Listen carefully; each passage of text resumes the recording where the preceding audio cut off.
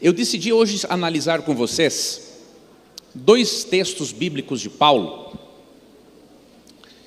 sobre a aparente imortalidade da alma. Por que eu decidi estudar esses textos? As redes sociais, amigos, têm sido uma bênção para a pregação do Evangelho.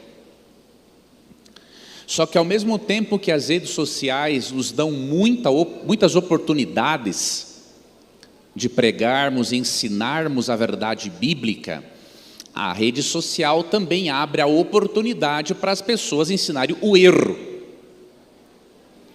E eu tenho visto várias pessoas apresentarem certos textos bíblicos com o objetivo de tentar desmentir as doutrinas bíblicas nas quais nós, adventistas do sétimo dia, acreditamos. E uns desses textos bíblicos, obviamente, dizem respeito à nossa crença na mortalidade da alma. A nossa crença ela é muito bem estabelecida. Como a nossa filosofia não é grega, dualística, que divide a natureza humana em corpo e alma, ou alguns preferem dividir em três, corpo, alma e espírito. Enquanto que para a filosofia grega, o corpo é a prisão da alma, para nós o corpo é o templo do Espírito Santo, como diz 1 Coríntios 6,19. E muitos cristãos sinceros, bem intencionados, sem saber, acabam defendendo mais uma filosofia grega do que o holismo bíblico. Holismo vem do grego holos, que quer dizer integral. Então você e eu cremos que quando alguém morre e há separação do corpo, do espírito, que é o fôlego de vida, a alma ela deixa de existir. Como disse certa vez Dom Winston Mork, um erudito católico que não crê na imortalidade da alma da forma como muitos creem, ele diz, comentando Gênesis 2,7, que Deus não colocou uma alma dentro de Adão, mas que Adão se tornou uma alma. Agora, tem textos bíblicos utilizados por muitos nas redes sociais, de uma forma bastante superficial, para alegar que aquilo em que você e eu acreditamos, na verdade não é uma doutrina bíblica. E eu quero mostrar para vocês que esses dois textos de Paulo, que são muito usados a favor da imortalidade da alma, na verdade são um tiro no pé daquele que é imortalista.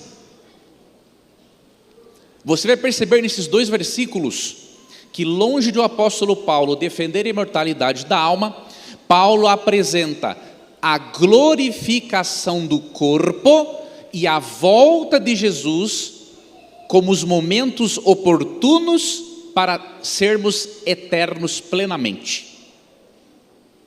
Vamos analisar o primeiro verso? Nós vamos analisar dois versos. 2 Coríntios capítulo 5, verso 8, e depois Filipenses 1, 23 e 24. Tudo bem? Então vamos, 2 Coríntios capítulo 5, verso 8.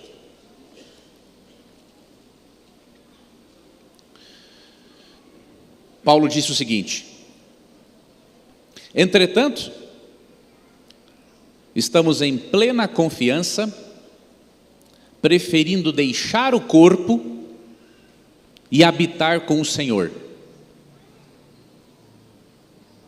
Não é um verso interessante? Paulo diz aqui que ele preferiria deixar o corpo e habitar com o Senhor.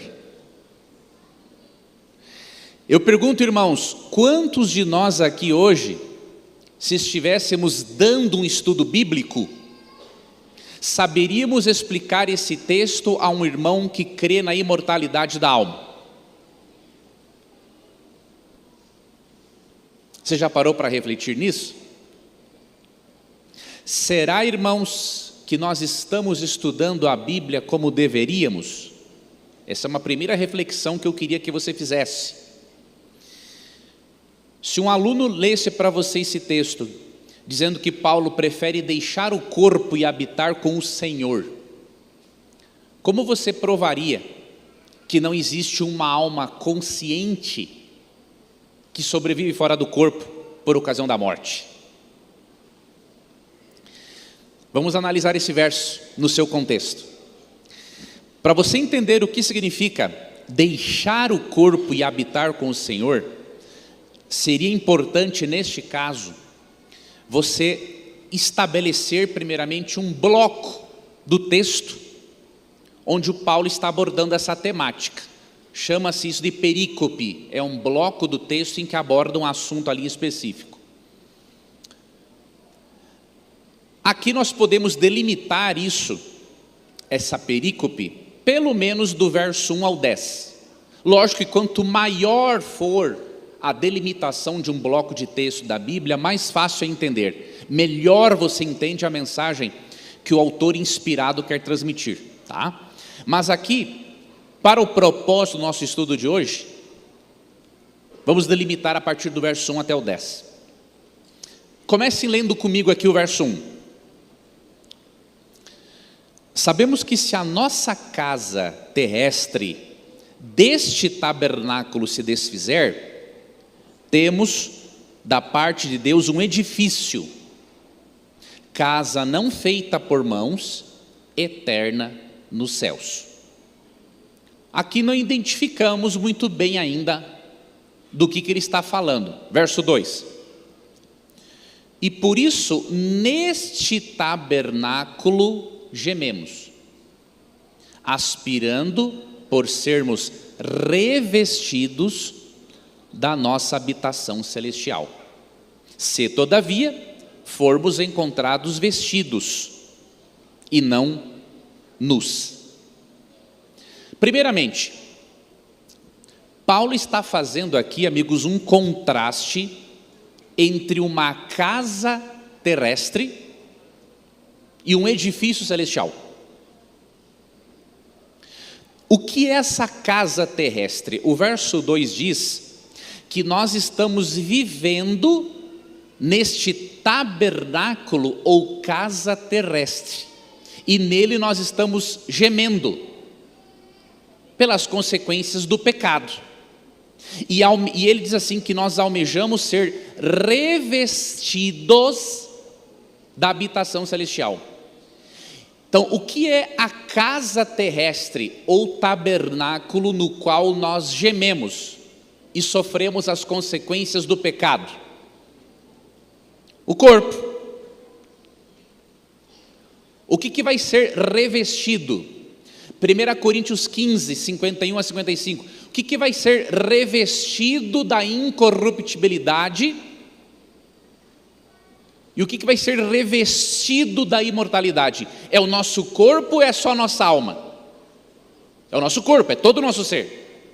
Então, esse termo aqui, revestidos da habitação celestial, está falando da glorificação, do momento em que o teu corpo e o meu, que é afetado, corrompido pelo pecado, que geme, sofre as consequências do pecado, doença, cansaço, estresse, preguiça e uma série de coisas. Paulo diz que vai chegar um momento em que essa casa terrestre, bagunçada, quebrada, ela não vai só passar por uma reforma na glorificação, ela vai ser completamente transformada. Então Paulo fala de uma casa terrestre, que é um corpo corrompido pelo pecado, e de um edifício celestial, de uma habitação celestial, que será o quê? O corpo glorificado. Esse é o contraste no capítulo.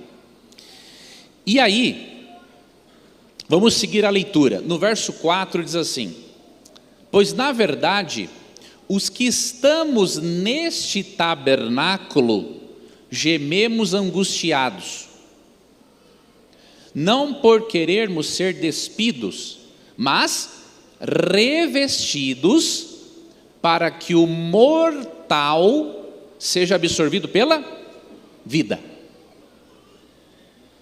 Ora, o próprio Deus, quem nos preparou para isto, outorgando-nos o penhor, ou a garantia do Espírito Santo. Temos, portanto, sempre bom ânimo, sabendo que, enquanto no corpo, estamos ausentes do Senhor. Em que corpo, amigos, mesmo? Corpo corrompido pelo pecado. O corpo não glorificado. O que ele fala? Nós estamos num corpo, numa casa terrestre, na qual gememos os efeitos do pecado, e nós seremos revestidos do que mesmo? De uma habitação celestial. Que seria o que no contexto? O corpo em qual condição? Então o que ele fala? Enquanto estamos neste corpo terrestre, corrompido pelo pecado, nós estamos ausentes do Senhor. A nossa natureza corrompida e o nosso corpo, amigos, na condição em que se encontra, não pode viver na presença de um Deus santo e glorioso. Só para te dar uma ilustração, em Hebreus 10, 26 a 31, Deus é comparado a um fogo consumidor. O pecado é como um combustível. Se você hoje, muitos me perguntam, por que não vemos a Deus hoje? Não tem como ver a Deus. Se com esse combustível dentro de nós, entramos em contato com esse fogo consumidor, o que vai acontecer conosco? Acabou. Então, nós precisamos ser revestidos, glorificados, transformados. Aí nós vamos ter uma natureza, uma mente e um corpo habilitados para estarem na presença de um Deus santo, que é um fogo consumidor.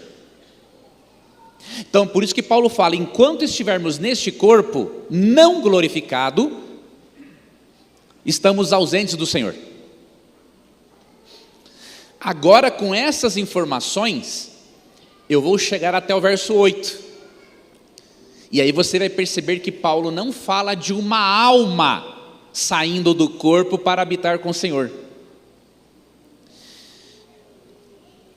Verso 6 novamente. Temos, portanto, sempre bom ânimo, sabendo que enquanto no corpo estamos ausentes do Senhor, visto que andamos por fé e não pelo que vemos. Entretanto, estamos em plena confiança, preferindo deixar o corpo e habitar com o Senhor. O que significa deixar o corpo no contexto de 2 Coríntios 5? Para os imortalistas, significa a alma sair do corpo por ocasião da morte. Mas eu não vejo isso no texto. O texto diz que deixar o corpo é você ser revestido, glorificado, para poder habitar com o Senhor neste corpo glorificado. O contexto não ensina que a alma deixa o corpo para habitar com o Senhor na morte. O contexto ensina que o corpo mortal, que a casa terrestre, que este tabernáculo será revestido, transformado para habitarmos com o Senhor no corpo glorificado. É impossível habitar com o Senhor fora do corpo. O texto não ensina a possibilidade de habitar com o Senhor fora do corpo, irmãos. Então tem muitos imortalistas sinceros, mas que precisam levar mais a sério as regras básicas da interpretação bíblica, que é, uma delas, não posso interpretar um verso de forma isolada. Se eu ler 2 Coríntios 5,8 de forma isolada, tendo as lentes da filosofia grega, eu vou dar ao texto um sentido que o apóstolo Paulo não tem a intenção de me transmitir. Tá? Então, deixar o corpo é ser glorificado para poder habitar com o Senhor neste corpo glorificado. E a pergunta, para Paulo, em que momento o crente habita com o Senhor? Essa é uma pergunta importante para você fazer para o texto. E eu vou responder para você quando eu explicar o segundo verso de Paulo agora. Mas antes, lembra que eu falei para vocês que aqui não ensina a possibilidade de habitar com o Senhor fora do corpo? Deixa eu te dar algumas evidências. Em Gênesis 5:24, é dito que Enoque foi levado vivo para o céu. E em Hebreus capítulo 11 diz, confirma, que Enoque não experimentou a morte. Eu te pergunto, amigos, Enoque está no céu, no corpo dele ou fora do corpo dele? No corpo. Segundo Reis capítulo 2, Elias, o profeta Elias, foi levado para o céu. Eu pergunto, ele foi levado no corpo ou fora do corpo? No corpo.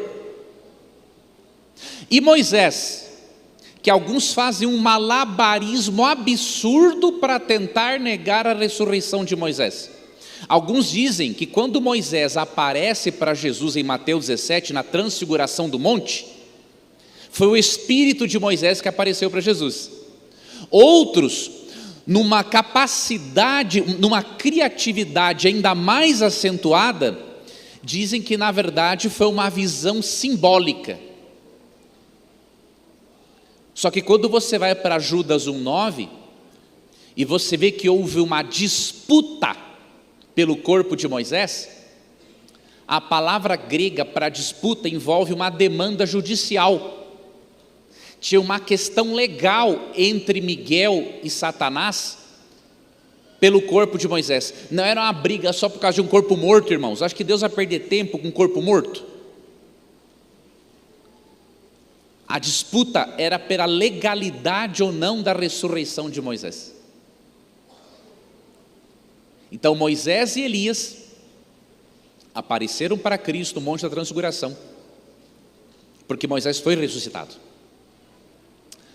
Agora, irmãos, as pessoas mencionadas no céu, por nome, elas estão no corpo e não fora do corpo.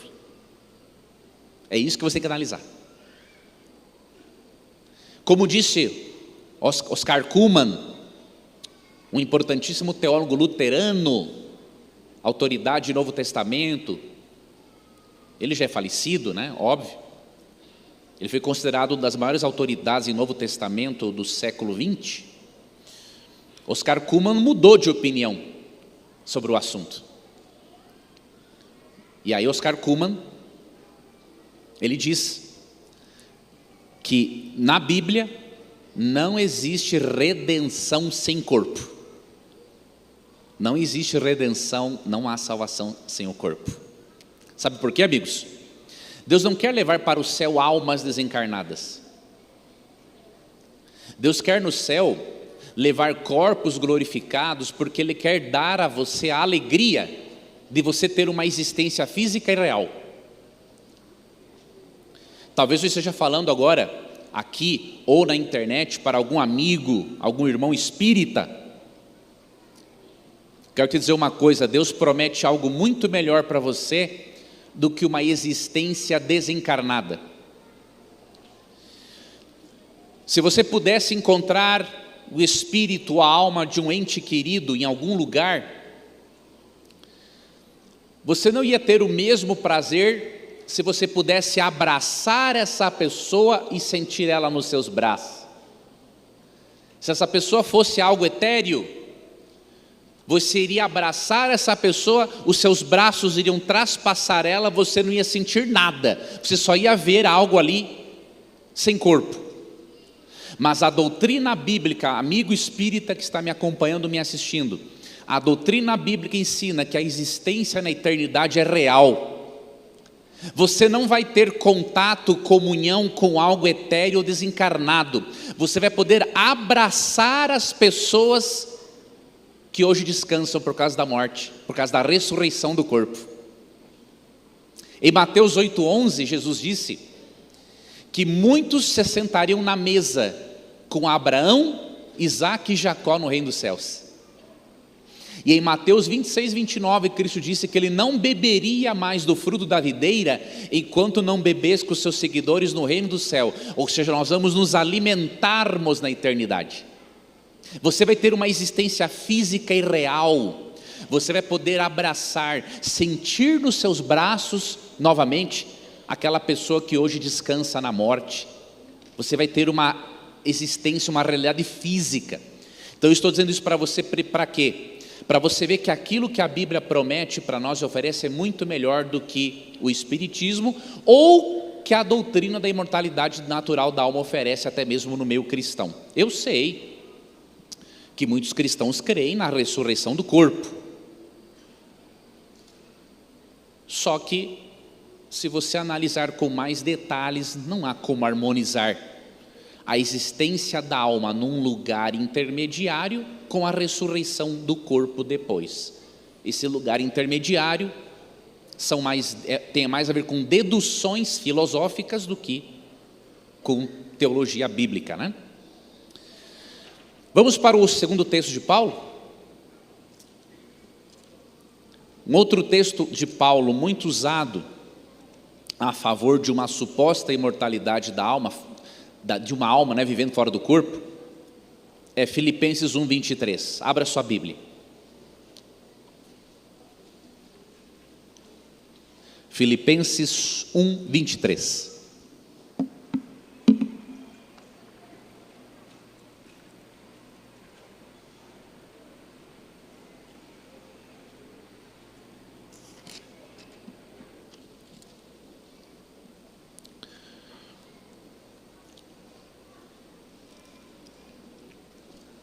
O apóstolo Paulo escreveu a carta aos Filipenses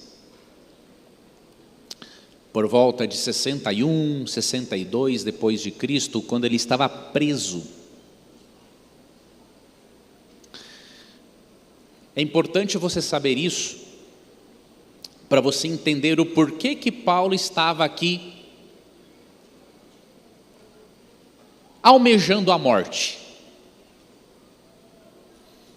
Filipenses 1:23 fala assim: ora, de um e outro lado, estou constrangido, tendo o desejo de partir e estar com Cristo, o que é incomparavelmente melhor.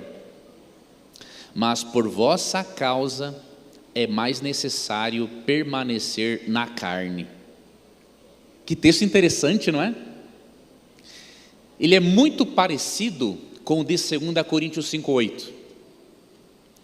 Ele também parece dar a entender, se fazemos uma leitura desse texto de uma forma isolada, que Paulo desejava morrer e já estar com Cristo por ocasião da morte.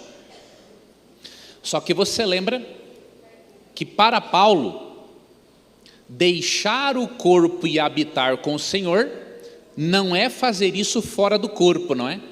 Deixar o corpo é ter esse corpo corrupto transformado para habitar com o Senhor no corpo glorificado. Então você já viu isso. Agora, como entender esse partir e estar com Cristo? Você vai ver que é muito parecida a explicação com 2 Coríntios 5, só que eu vou acrescentar aqui um texto para ajudar você a ver em que momento Paulo acreditava estar com Cristo. Paulo realmente, amigos, desejava partir. Ele estava preso, tinha cumprido a sua missão, tinha tido uma vida apostólica muito difícil, tanto que no verso 21, ele chega a dizer: para mim o viver é Cristo e o morrer é lucro. Ou seja, eu completei minha jornada, estou cansado, então se eu vier a morrer, estou tranquilo, cumpri com a minha missão, eu sei em quem eu tenho crido, e eu sei que tudo aquilo de bom e de maravilhoso Deus guardou para mim, então eu estou tranquilo. Então o partir no verso 23 realmente é morrer. Para ele, tanto faz. Quem dera um dia nós desenvolvêssemos, né, esse tipo de fé. Não que Paulo não amasse a vida, Paulo amava a vida. Só que Paulo tinha uma segurança tão grande da vida eterna por meio de Cristo Jesus, ele tinha uma certeza tão grande de que a missão de vida dele havia sido cumprida, que para ele a morte era só um sono, um descanso, até o momento em que ele iria receber aquilo de bom e de melhor que Deus tem reservado para ele. Eu peço, amigos, que Deus desenvolva essa fé em mim. Agora, temos que entender o que significa o estar com Cristo. Em que momento Paulo almejava estar com Cristo? E aqui é importante você fazer essa pergunta para o texto e buscar essa resposta no texto. Paulo desejava partir, descansar, mas o estar com Cristo era imediatamente após a morte, ou o estar com Cristo era num outro momento? Vamos buscar essa resposta do próprio Paulo. 2 Timóteo capítulo 4, verso 8. O que eu sugiro para você? Você leu Filipenses 1, 23 e 24, né, na Bíblia. O que eu gosto de fazer, irmãos, quando eu leio e estudo a Bíblia? Eu sublinho esse verso, e quando eu leio a Bíblia, eu gosto de pegar Bíblias novas, para eu ler e sublinhar de novo. Assim eu memorizo textos novos e fixo os que eu já aprendi. Deus me deu, irmãos, uma boa memória, só que se eu não exercitá-la, não adianta. Então o que eu gosto de fazer, por exemplo, uma dica para você, eu sublinhei, partir e estar com Cristo. Só que eu lembro que, e eu não vou esquecer agora, que 2 Timóteo 4,8, ele vai me dizer em que momento Paulo almejava estar com Cristo. E aí o que você faz? Anota do lado de Filipenses 1,23. Treina a sua mente, faça as conexões. Então sublinhou Filipenses 1, 2, abrevia, 2 TM 4:8. Já vou saber o que? Bom, ali Paulo vai explicar para mim em que momento ele estaria com Cristo. Imediatamente após a morte ou em outro momento? Entendeu? Então, uma dica aí para você, simples, mas que pode te ajudar no seu estudo. 2 Timóteo 4,8 vai responder para nós a essa pergunta: em que momento Paulo acreditava ser possível estar com Cristo? Já agora, a coroa da justiça me está guardada, a qual o Senhor, reto juiz, me dará naquele dia. Outra resposta, vamos buscar aqui. Que dia é esse? É o dia da morte ou um outro dia? Porque os imortalistas creem, não é? que o partir e estar com Cristo é já no dia da morte. Vamos deixar que Paulo responda. Naquele dia, e não somente a mim, mas também a todos os que amam a sua... Opa, está resolvido o problema.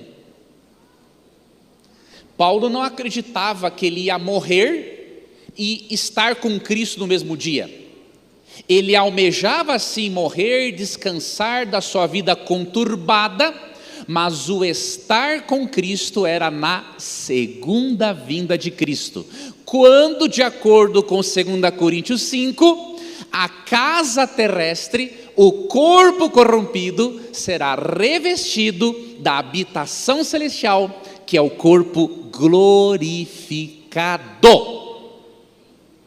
Nada de imortalidade da alma nesses textos. Eu peço a você, um irmão que crê na imortalidade da alma e que espalhe essa crença no Instagram, no TikTok, no YouTube, através desses textos, que você analise esses textos com atenção, com honestidade intelectual, e você vai ver que esses textos não apoiam de maneira nenhuma a doutrina da imortalidade da alma. Ah, Leandro, mas a teologia sistemática do fulano de tal, o comentário diz.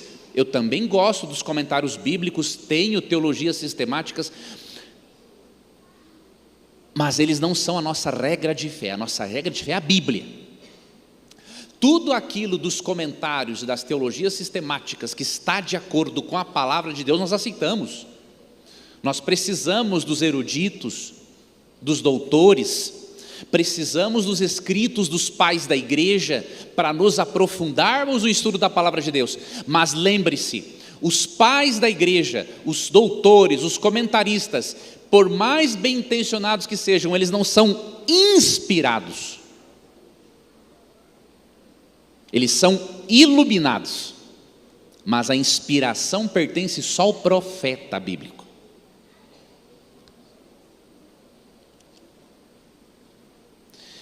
Pode acontecer, amigos, de num mesmo verso serem mencionados dois acontecimentos que estão separados por um longo período de tempo, dois eventos juntos. Só vou te dar esse argumento final e finalizamos. Por exemplo, aqui fala em partir, e o estar com Cristo é só na segunda vinda. João 5, 28 e 29, quando fala da ressurreição para a vida e da ressurreição para a morte, são dois eventos no mesmo verso, não é? Que até poderia dar a entender que eles vão ocorrer o quê? Simultaneamente, mas não é assim. Você sabe, de acordo com Apocalipse capítulo 20, versos 4 a 6, que entre a primeira ressurreição e a segunda ressurreição há um intervalo, há um período de quantos anos? 1000 anos. Então, no mesmo verso, há dois acontecimentos separados por um longo período de tempo, o que não torna inviável acontecer isso aqui em Filipenses 23 com Paulo. Ele menciona o partir, que é o morrer, descansar da vida atribulada, mas o estar com Cristo é só após as... Queridos, você pode aprender aqui nesta manhã que nós não podemos interpretar a Bíblia usando versos isolados. A primeira lição que eu quero deixar para vocês da nossa conclusão: não adianta ler só um verso da Bíblia por dia, tá? É muito comum você ouvir: não, se você ler pelo menos um verso da Bíblia por dia, já está bom para a sua vida espiritual. Eu vou te dar uma notícia, não vai adiantar nada. Se você leu, por exemplo, 2 Coríntios 5,8, que Paulo diz que quer deixar o corpo e habitar com o Senhor, e aí você leu só esse verso no dia, você vai ficar até o dia seguinte remoendo essa dúvida? Não era muito melhor você ler o contexto todo no mesmo dia, resolver a dúvida, entender o texto e aplicá-lo para a sua vida? Então tira da sua mente essa ideia: há um verso por dia basta. Não basta. E um capítulo É muito bom, mas também não é o suficiente muitas vezes, tá? Às vezes um bloco de texto, que chamamos de perícope, ele pode envolver 2, 3, 4 capítulos. E às vezes, para você entender algo, você vai ter que ler o livro todo, a carta toda de Paulo. Então, a primeira lição: leiamos mais a Bíblia, amigos, e não interpretemos a Bíblia lendo versos isolados. Segunda lição: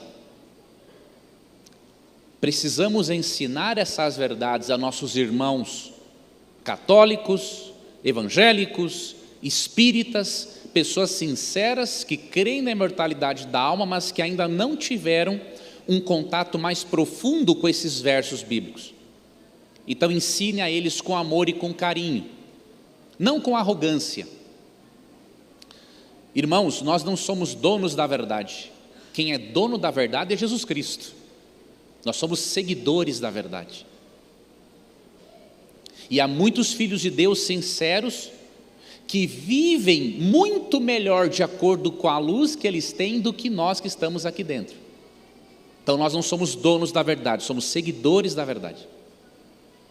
E a terceira lição que nós podemos aprender aqui, amigos, e com essa eu finalizo: louvado seja Deus, porque a morte não é o fim de tudo. A morte não é um adeus. A morte é só um até logo. Deus, por meio do Senhor Jesus Cristo, Ele venceu aquele que tinha o poder sobre a morte, a saber, o diabo, como diz Hebreus 2, 14 lá e 15. Ao mesmo tempo, Jesus Cristo, meu irmão e minha irmã, Ele pagou a sua dívida para com a lei de Deus. O salário do pecado é a morte, diz Romanos 6, 23, mas no mesmo verso diz: mas o dom gratuito de Deus é a vida eterna em Cristo Jesus nosso Senhor. Cristo pagou o seu e o meu débito. Diz Colossenses 2, 14 e 15, que Cristo expôs à vergonha os principados e potestades, quando Cristo acabou com aquele certificado de dívida, aquela nota promissória, aquele registro da nossa culpa. Cristo tirou. Então todo aquele que aceita Cristo como Salvador tem a vida eterna, e para essa pessoa a morte não é o fim, é só um até logo.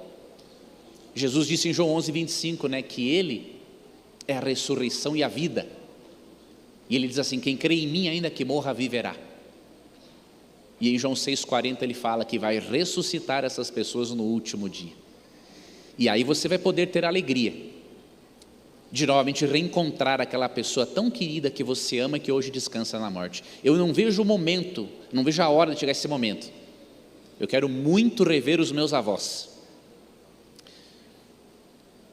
para colocar todo o papo em dia, porque eles me fazem falta até hoje. Mas nesse momento, você precisa se apegar a essa esperança, essa promessa. É em Cristo, amigos, que a nossa vida tem sentido. O ateísmo não vai resolver o seu problema. Talvez eu esteja falando para alguém que pense que é ateu, mas na verdade você está revoltado com Deus. Você não é ateu, você está revoltado com Deus. Resolva esse problema.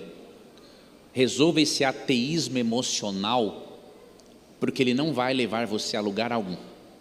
Agora, a fé em Jesus Cristo e a certeza da ressurreição, isso sim, vai te dar alegria, esperança e a certeza de que a vida não se resume só a esta vida. A vida eterna não se resume a isso. A vida eterna se resume em Cristo.